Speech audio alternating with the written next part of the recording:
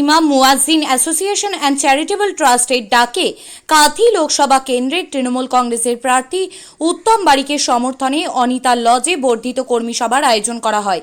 উপস্থিত ছিলেন প্রার্থী উত্তম বারিক, কাঁথি সাংগঠনিক জেলা তৃণমূল কংগ্রেস সভাপতি পীযূষ পণ্ডা, সংখ্যালঘু সভাপতি সানাউল্লাহ আলী খান, কন্টাই সংখ্যালঘু সেল তৃণমূল কংগ্রেসের টাউন সভাপতি আইনজীবী মঞ্জুর রহমান খান, শিক্ষক ইমরান খান, শেখ সাইদুর ইসলাম, শামসুদ্দোহা মল্লিক, ইমাম সংগঠনের সভাপতি হাফিজ শাহাদাত, ইমাম শামসুল হক সহ বহু পদাধিকারী ব্যক্তিগণ।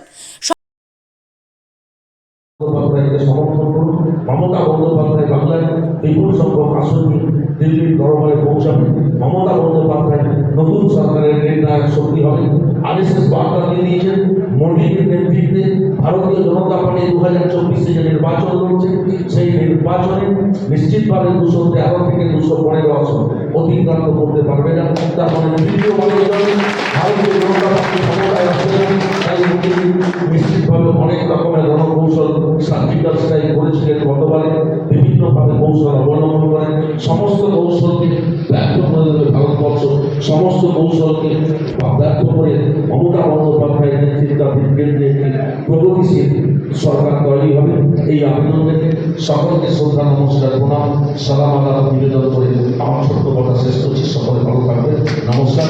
জয় হিন্দ, জয় বাংলা।